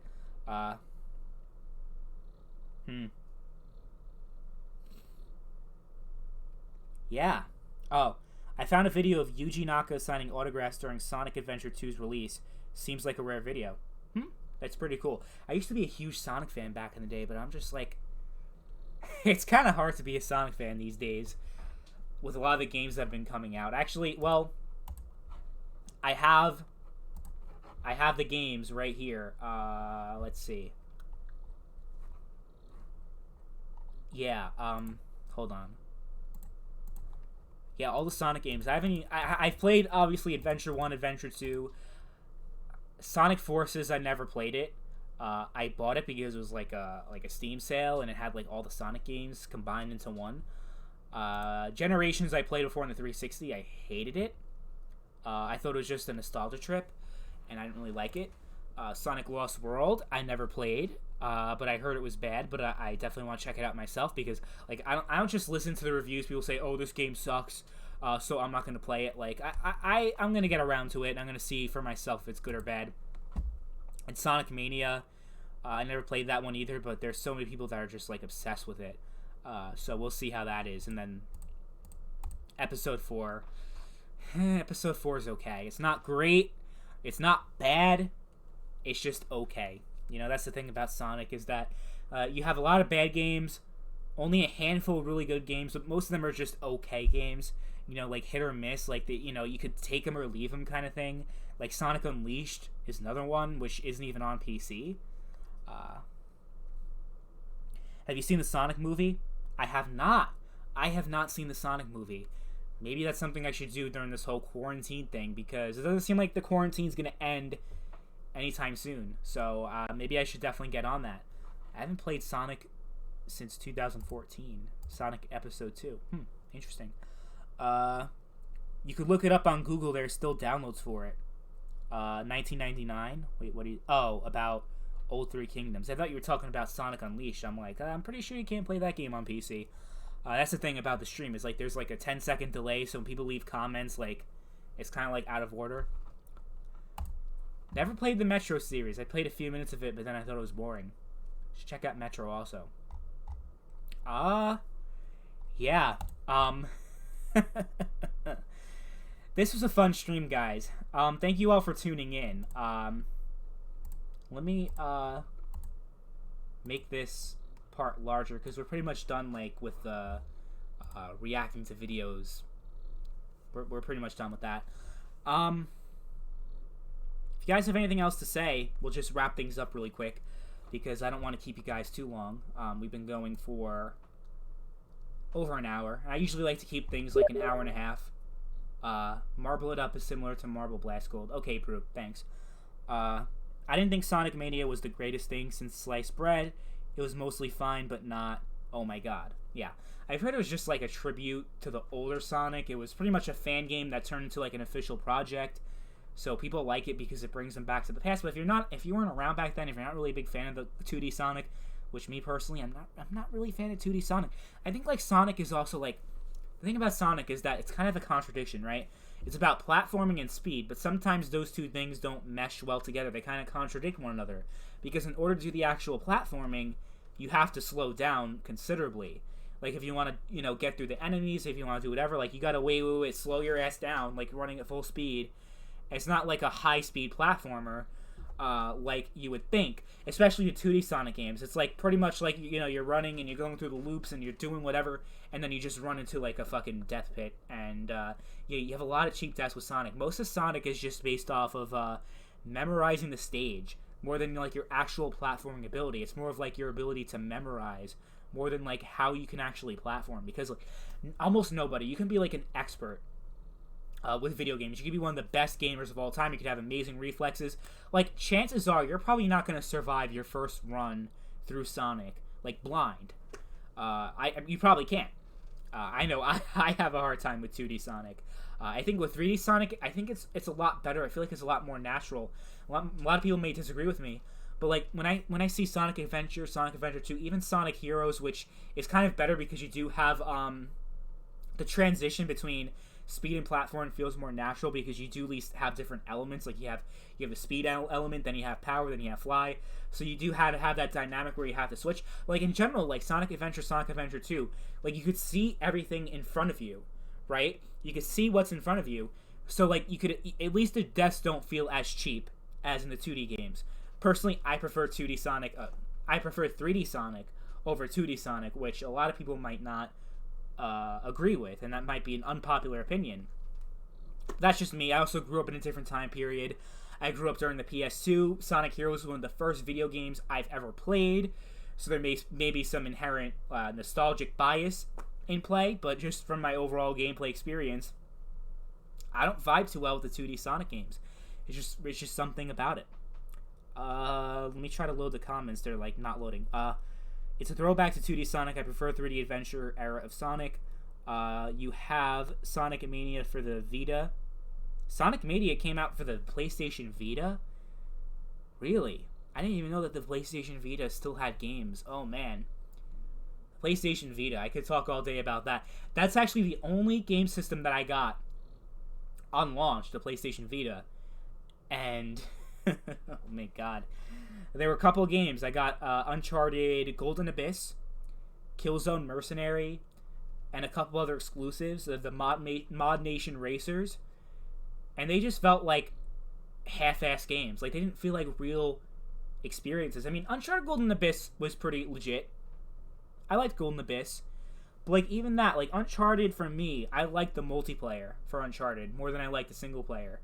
So Golden Abyss didn't have multiplayer. Mod Nation Racers. Playing that game online back in the day on PS3 was fantastic, right? So the fact that that game on Vita didn't have multiplayer also kind of pissed me off. And then what was the other game I mentioned? Killzone Mercenary had multiplayer, but it sucked. Black Ops Declassified sucked. It was pretty much like Black Ops 1 cut in half. Terrible. I would not recommend. The Vita was just so much lost potential. It's a shame what happened with the Vita. And people like to blame smartphones. It wasn't smartphones. It's just the Vita didn't have any games worth playing. Unless you're a fan of Japanese role-playing games, then the Vita was fantastic. But other than that, Vita didn't have much to offer. And that's the thing. I mean, I love the PlayStation Portable. I really want Sony to continue making handhelds, but handheld gaming in general is pretty much the lowest point it's ever been. With the Switch right now, that's your handheld? Really? It's not a good handheld. I mean, the Switch Lite is a good handheld, I guess. But then you also have the Joy-Con Drift and all that. Can't even do Bluetooth. Really, guys? You can't do Bluetooth on the Switch? I don't know. I think there's something wrong with releasing a new portable system in the year 2019, I guess, because that's when the Switch Lite came out, and not having fucking Bluetooth. I mean, I think that's just a basic feature. I also think it's a basic feature to be able to play your games online and be able to do voice chat without having to use a fucking app on your smartphone. Like, what the fuck is Nintendo? Nintendo has the worst online infrastructure ever. It's pretty sad. Like, yeah. You can play PS1 JRPGs on Vita, like Legend of Dragoon. Black Ops Declassified was lazy. They should just directly ported first Black Ops. Yeah, right? They should have ported... They definitely could have handled 6v6. Maybe not Ground War, but at least 6v6. And the zombies, all that stuff. Like, Ascension was an amazing zombies map. Oh my god. I still play Black Ops 1, by the way, on Xbox 360 / Xbox One. If any of you guys are on there, my gamer tag is Mr. NoobTube Gamer. Add me. I pretty much have all the Call of Duty games on that platform except for like Call of Duty 2, you know, like, but every game after that, from Modern Warfare 1 through the current Modern Warfare, I have all of those games over the past like 12-13 years. Like, my Xbox is pretty much just like a Call of Duty machine, because Call of Duty on PC is not a good experience. You know, and that it's painful for me to say, because usually I'm like, everything is so much better on PC. But Call of Duty just doesn't work well with PC. Maybe that's just because the programmers, the developers, like, they kind of made it that way. Definitely. I think that's definitely what it was, but the game just doesn't feel right on PC. For whatever reason. Like, playing those games on PC just doesn't feel natural. Maybe it's just because I'm used to playing on a console, but considering how small the PC community is with Call of Duty, maybe I'm onto something. Maybe. Console fanboys are the communists, while PC gamers are the capitalists. Yeah, basically, because console gamers are locked up. They're restricted by how they can have their gameplay experience. Like, you can't customize graphics, you can't install mods. Like, we kind of went over this earlier in the stream if you didn't tune in earlier. I went over a video earlier that I made about why PC gamers are communist. That I made a few years ago, and me responding to why that video was stupid. So if you're just tuning in right now, you don't understand the context of the stream, that's what it was. And now we're just bullshitting because we're towards the end of it. It was really weird to play with a Wii Remote and Nunchuck. Nunchuck. I think that's how you pronounce it. Yeah, the Wii Remote and Nunchuck were a little strange. Like, I loved it when I was a kid, but when I got older, I'm like, yeah, I'm kind of tired of this shit. I want to just play with a regular controller. So that's what I did when I got the PlayStation 3. And even the PlayStation 3's DualShock 3 kind of sucked. To be honest, I think the PS3's DualShock was terrible. I mean, the analog sticks sucked. The triggers were terrible, that you had to shoot with the shoulder buttons in order to actually play your FPS games. So you had a lot of problems with the DualShock 3. The DualShock 4 is really good, but I still think that Microsoft definitely has a huge edge over Sony when it comes to controllers. It's a chicken egg thing. They do it because PC base for COD is small, but it's small because they make terrible ports. Yeah, definitely. I think ever since Black Ops 1, they've really been dropping the ball with the PC gaming community. Like, I feel like PC gaming and Call of Duty were so strong. Like, Call of Duty 4, World at War, Modern Warfare 2, like, that's the golden age for Call of Duty in general, but especially on PC. And then Black Ops 1 comes out, and that game definitely had some optimization problems. Black Ops, hold on, let me mute the desktop. Black Ops 1 had a lot of problems on PC. Black Ops 2 was okay. I think that game is still alive on PC, so maybe they were okay. But it's Ghost especially, like, the PC community really started to die off. With Ghost, Advanced Warfare, Black Ops 3. Black Ops 3, I think, is still alive on PC, but only if you want to play Zombies co-op. Because that was actually a really good component of Black Ops 3. There's actually a video about PC gamers being communist. Yeah, and I made that video. Go back early in the stream when this video is done. It will be on demand, and you'll understand the context of what this stream is all about. Yeah. Did I miss any comments? Thoughts on the PS5 controller? Yeah, like I said, like the DualSense, I think it's called the DualSense. I think it looks like a step up from the PlayStation 4, from the DualShock 4. But I think the Xbox controller is really good. I prefer the Xbox One controller over the PlayStation 4, which I think is kind of like an unpopular opinion. I think most people prefer the PlayStation 4. That's probably because they don't even they never even played the Xbox controller, because they really hate the Xbox One and never even gave it a try. There actually is a way for you to, by the way, if you don't know this, there's a way for you to use the Xbox One controller on the PlayStation 4, and it's actually really cool. I've tried it before. You could do tutorials. It's actually really cool. And you could also connect the Switch Pro controller on your PS4 also with a few third-party devices and extensions and all that. Yeah, so, I mean, I think they're both going to be really solid controllers. The Series X is not really... I don't think it's actually much different from the Xbox One. But I also don't think... Okay, so I think maybe they improved the triggers, responses, and the bumpers a little bit. I think the bumpers probably need the most work when we're talking about the Xbox One controller. But overall, I think the Xbox One is the greatest controller I've ever laid my hands on. And that's kind of interesting because people look and they assume that I'm like I'm a fanboy, I'm a Sony fanboy, and I just suck Sony's dick and I hate everything Microsoft. But I will say... and that's pretty interesting considering I said, like, I'm not even going to buy the PlayStation 5. I'm with PC all the way. And I'm going to be able to play the Xbox games on PC and not the PlayStation games. So it's weird that people call me a Sony fanboy. I'm trying to understand where that's coming from.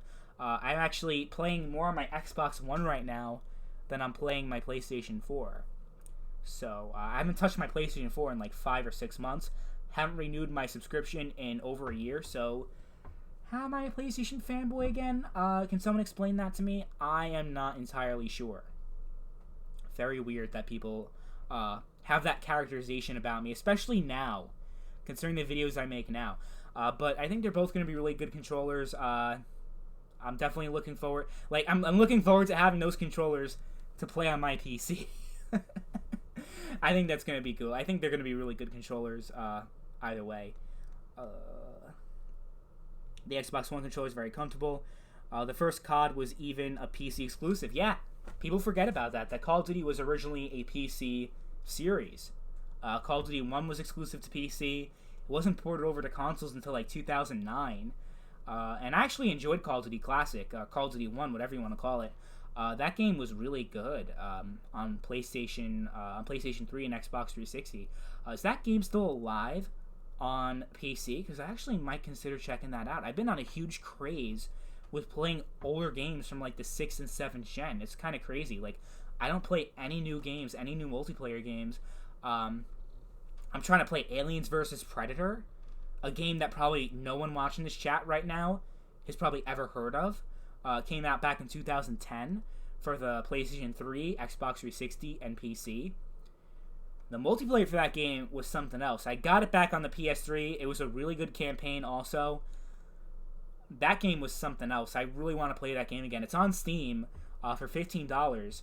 I'm considering getting that game. I heard that people still play that game online 10 years later, which is interesting to me because most people never even heard of that game. The fact that it's still alive, interesting. You know, another game that's alive, even though Blacklight Retribution is shut down on PC, it is still alive on PS4.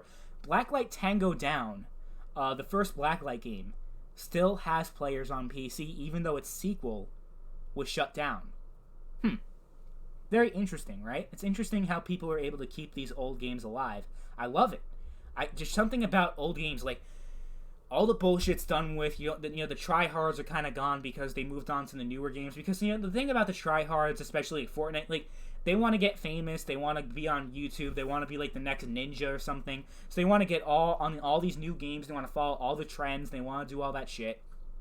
They don't go back and play old games from 2010, the tryhards. They don't do that. Like, even if you play a game of Modern Warfare 2, yeah, you have a lot of people tubing, but that's really because, like, that's the way the game was made, is to just get as many kills as you can to get the tactical nuke. Like, it was just a balancing problem. Like, that's the reason why that game has shitty players, or, like, people that try so hard, because it's Modern Warfare 2. Like, do I need to explain anything else? But, like, the thing about, like, I love playing older games because they're so much more simple. First of all, no microtransactions. That's why I love playing 7th gen multiplayer. No microtransactions. And it's just like all the tryhards and all the fucking stupid little kids, they're gone. Like Battlefield Bad Company 2, the fucking kids are gone.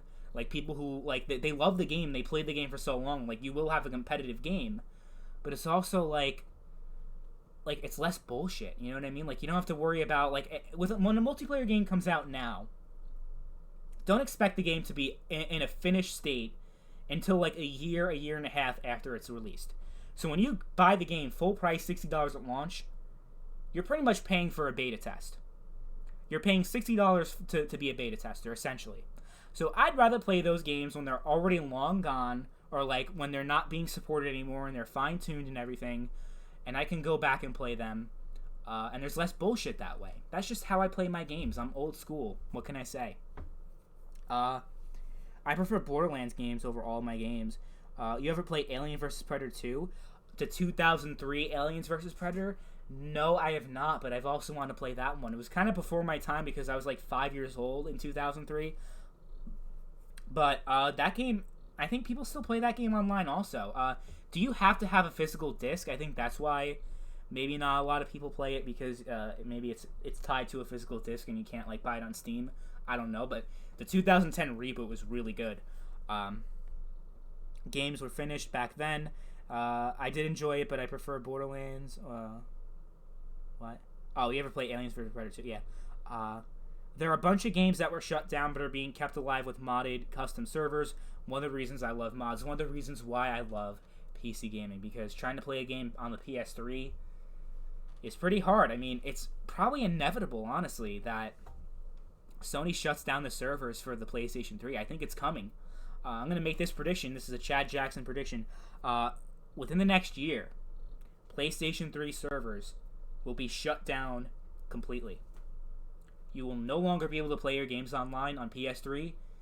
A year from now, April 25th, 2021, by that date, PlayStation 3 will be dead. Can't play your games online. You can't buy games that are exclusively launched on the PlayStation Store. So you can't, like, think of games like Fat Princess. Think of a whole bunch of other games like Pain. Those PlayStation Arcade games that you will no longer have access to So when Sony announces that, I think that's a good time to buy up all those games you don't have in your library, because there's no physical release, so you can't collect them. So that's the thing. Yeah. That's why I wait months before getting online games, mostly just buy single player release. Yeah. That's the thing about online games, is that you're paying to beta test. Like, they should pay you to test their game. You shouldn't have to pay them. It's like, people think the whole, like, early access model of, like, DayZ and all those games, like, that's dead. It's not dead. That's become the norm in the gaming industry. That's become the norm. Like, early access is the standard for online multiplayer shooters. Oh yeah, they dub it as games as a service. It's an evolving live service, but you're really paying for early access to the game before it's finished. You don't think they intend to like release a game unfinished and then work its way up, because they want to give you a reason to keep playing. They want to hook you in at first, and then, oh, new update came out. Oh, new update come out. Like a new update every single fucking week. Well, how can they accomplish a new update every week if they're not purposely leaving things out of the game, essentially being an early access game, and you're playing the game before it's finished? You know what I mean? And that's the thing. 8th gen shooters, 8th gen multiplayer is terrible. 8th gen multiplayer sucks. I hate it. I hate playing new games. Any game that came out within the last 5 years, I just hate playing online multiplayer for them, because it's so frustrating. Like, I want to go home, after a long day of school or work or whatever, have a controller in my hand or a keyboard and mouse, doesn't matter, and just be able to relax. I mean, obviously, like, competitive games, like, maybe you can't, like, completely relax because you have to stay focused, but, like, I don't want to have to treat these games like a fucking full-time job, like Grand Theft Auto Online. That was pretty much the start of it, in my opinion. Like, I mean, you've always had those mobile games and everything, but, like, Grand Theft Auto Online was really where the grind started, where, like, you have all this content, but you have to buy shark cards. You can get it without putting real money into it, but, like, realistically, if you want to grind it out and grind it out and grind it out, in order to get all that money, you're gonna have to put a lot of time. And when I mean a lot of time, I don't mean like, maybe just playing for a couple hours every day and just working your way up to it. No, I mean, like, you have to, like, work 9 to 5 every single day, and there's certain things you have to do to, like, circumvent certain mechanics of the game, like glitching and exploiting. Like, that's really the way that you can make money in GTA. You can't really do that playing legitimately. So that game, I feel like that was the beginning of all the bullshit we see right now, even though it wasn't the very beginning. But, like, at least when it comes to, like, that whole bullshit, the whole, like, microtransaction bullshit that we see right now on consoles, I feel like that's been a thing on PC. I mean, I feel like that's been a thing, like, that hasn't really been a thing before GTA 5. That's what I feel like. Maybe I'm wrong, but I just want to sit down and frag some people and not have to play only one game all day and all week. That's the other thing, man. Like, these fucking esports tryhards, oh man, I fucking can't stand them. I mean, okay, if you're an esports player, treating a video game like a job kind of makes sense, right? Because you are literally getting paid a contract to play those games competitively. Okay, so those people, fine. But, like, because of that market that's been emerging in recent years, the esports market, you have so many people trying to get in on it, and they want to be the next Ninja. They want to be the next anyone you name them. I am a cutie pie, whoever. All those people. Everyone's trying to be the next them. So every fucking game you're playing, it's just so sweaty. And, like, that's not a reflection on, like, the average gamer, though. The average gamer just wants to play the game, enjoy themselves. And yeah, obviously not everyone's going to be a pro gamer, and not everyone's going to be good at the game. Like, I feel like with all this try-hard esports shit, with all these convoluted mechanics that benefit the esports player, I feel like the casual gamer is kind of being left off of the multiplayer experience. Especially with pay-to-win mechanics and all that. Don't even get me started with pay-to-win weapons and loot boxes and crates and all that crap, all that cancer. Just in general, though, like, the way that, for some reason, developers cater their game to a small portion of the player base. Only a minority of people who play video games consider themselves like part of the esports scene. Like actually play games competitively to the point where they're actually competing in tournaments and, you know, competing for money. Most people are not like that for some reason. These developers, they focus all their attention on them, and the average person is pretty much left out. So it's kind of frustrating. Like me trying to get into a game like Valorant, good luck. Me trying to get into CSGO, good luck. You know what I mean? Like, it's kind of overwhelming.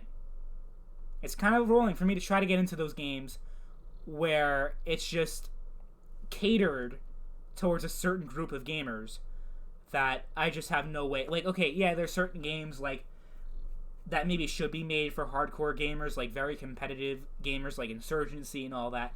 Fine, but like, there's no reason why I should be sweating in Call of Duty with skill-based matchmaking. Skill-based matchmaking fucking sucks, okay? Skill-based matchmaking shouldn't be a thing at all, okay? I hate it. Yeah, because every game is sweaty as hell. I mean, Call of Duty used to be the most casual fucking game to play online. And now every game you're playing with a bunch of sweats. I'm actually sweating right now because I don't have any air conditioning or anything. Like, I don't even have an open window.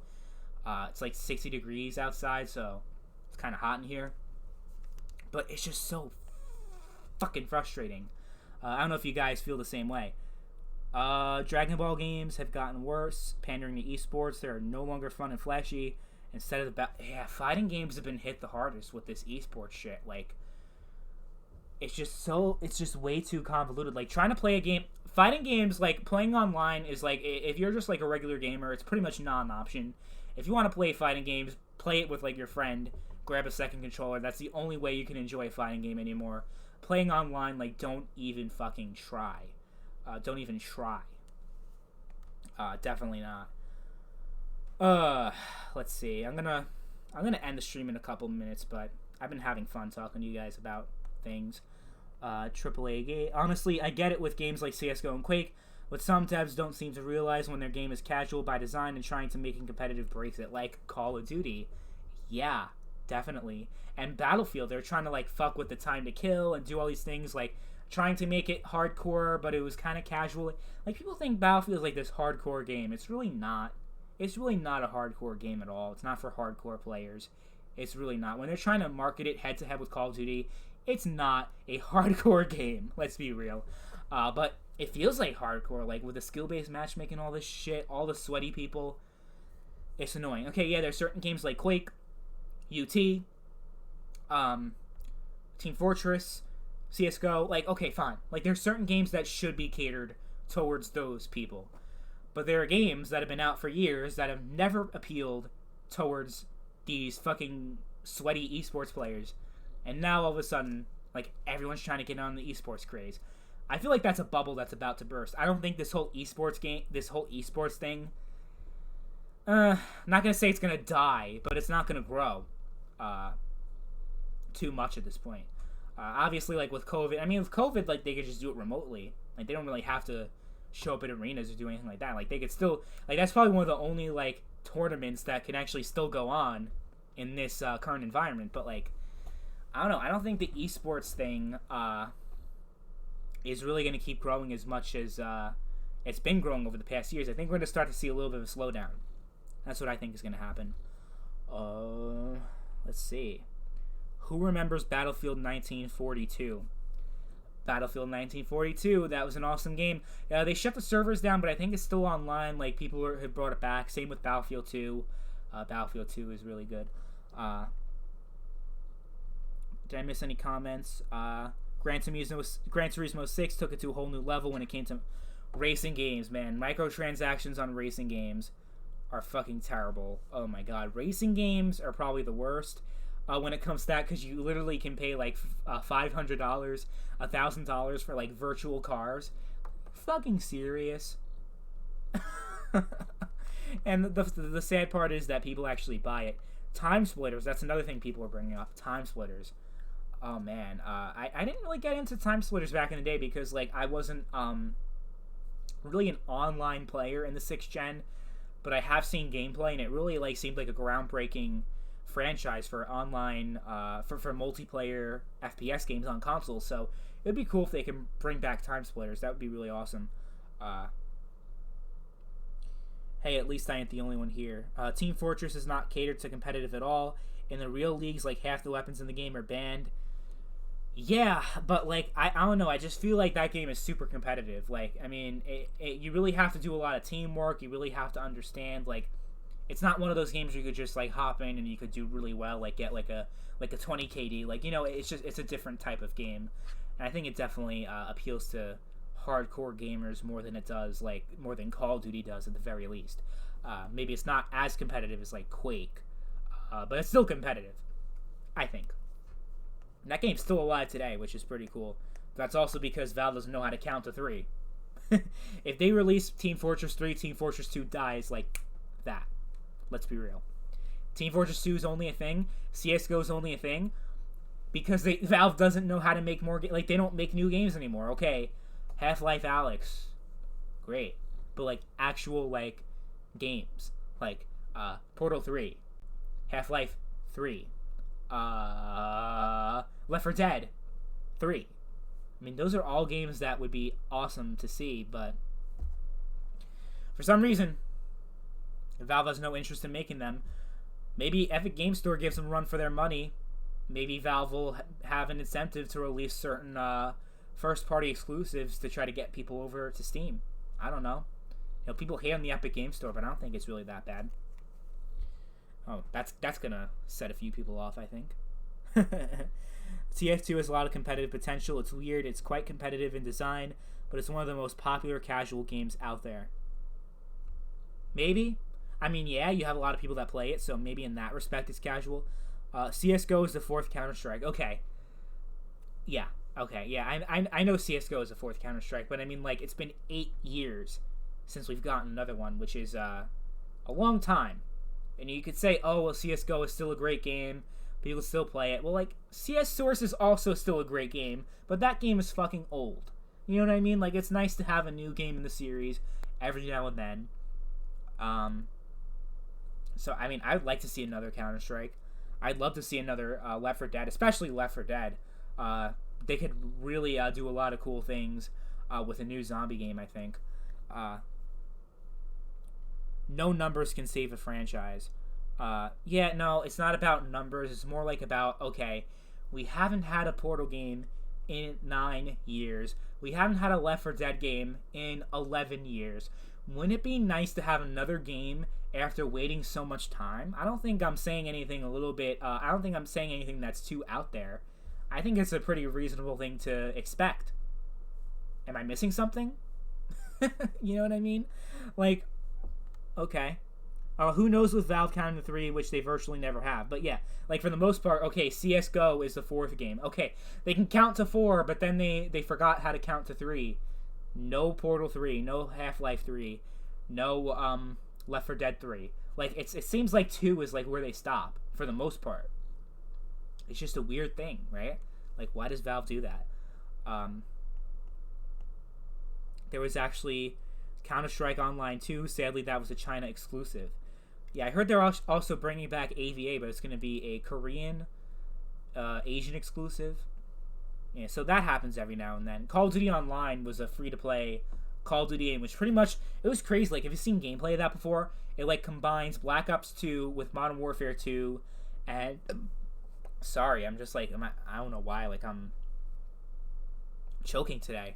Definitely sucking too much dick. The thing about, Call of Duty Online, like, it combined, like, all the greatest Call of Duty games and, like, into one. It was actually a pretty neat concept. Like, you can play Rust and Nuketown in the same game, but it was a China exclusive, so most people couldn't play it unless you had, like, a VPN, but then your ping was also, like, 500, so what's really the point? CSGO exists because Counter-Strike never had numbers in its name. That's a good point, Magnum Master. That's a very good point. Who knows with Valve counting 3? Yeah. Portal 3 would be great. Definitely. Magnum Master also says he tried Time Splitters on PS2, but it didn't really feel that fun. yeah, like I said, it's kind of like before my time. I played Battlefront 2 back in the day, but I didn't even play that game online. Like I didn't even know how to connect my PS2 to the internet because I didn't have like the I had the fat PS2, so you had to like buy a separate adapter and do it. Like I was 7 years old. I didn't fucking know how to do any of that shit. Like the only thing I knew back then was like fucking Webkinz World. Like, you know what I mean? So I didn't know how to connect my PS2 online back then.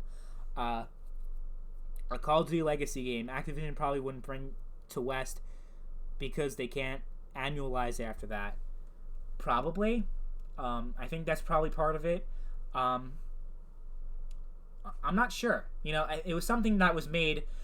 I think the reason why they made it China exclusive is because the Chinese never played Modern Warfare 2 or Black Ops because those games were essentially banned in China, or at least very hard to access in China.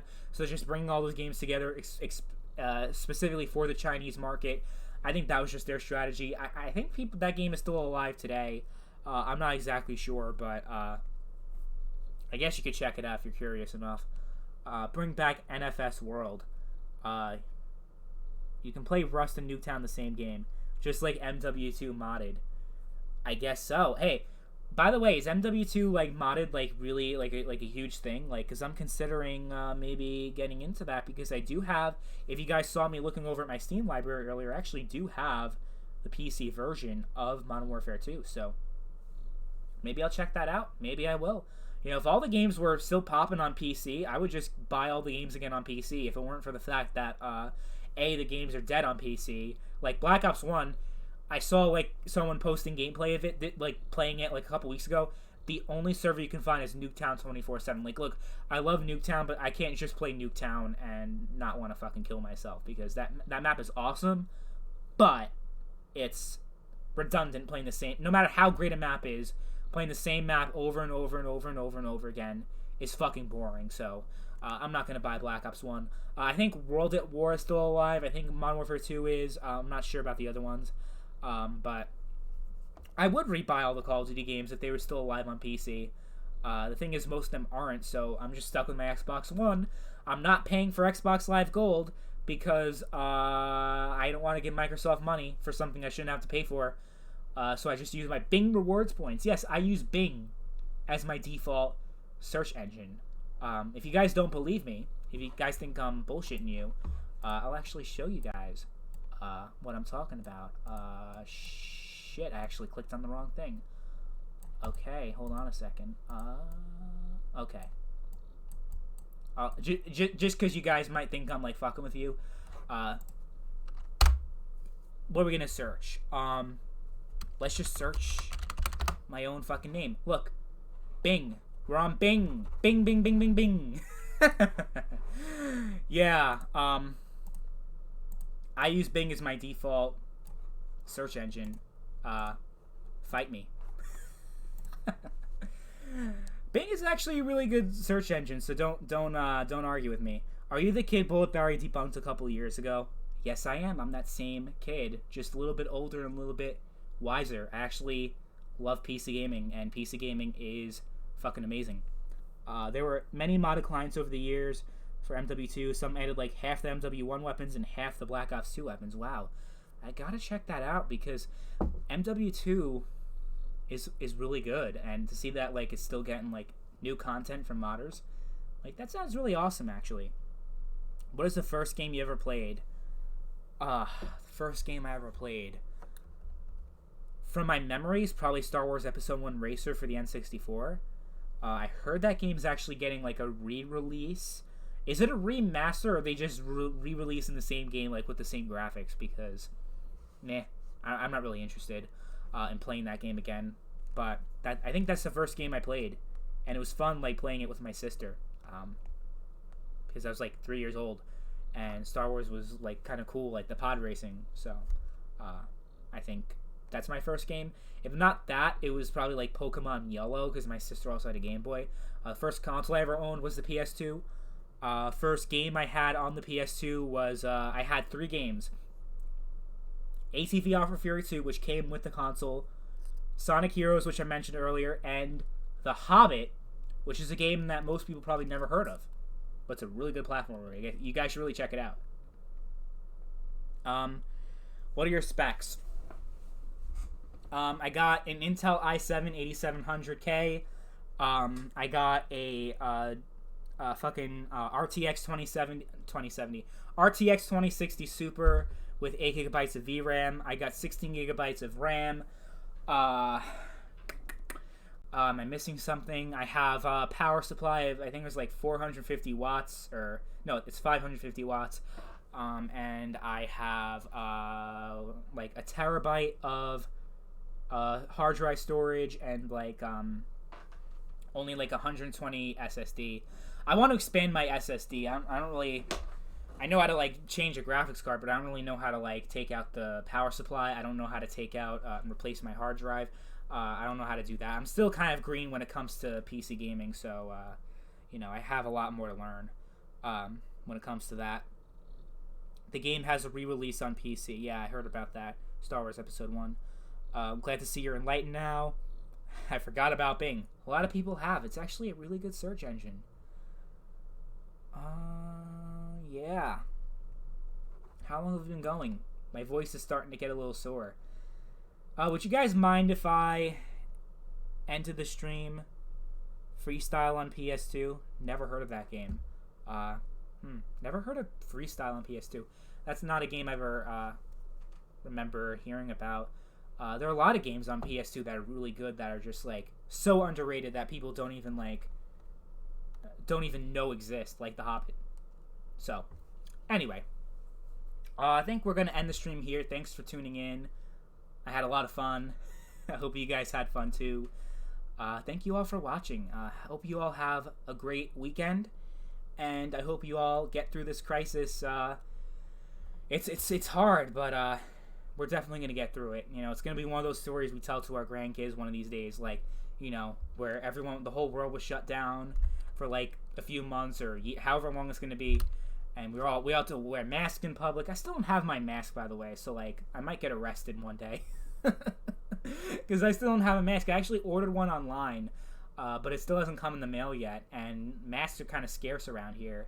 And I really don't know how to DIY my own mask. I guess I could just like,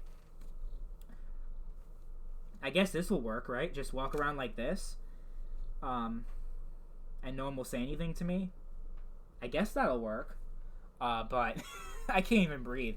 Like my poor sister. Like a lot of my sister she said she put a mask on and she puked, like because she got so sick because she couldn't breathe. So yeah, this is a tough time. I miss being able to get a haircut. I miss being able to like actually go out and like do things in the real world and not the virtual world.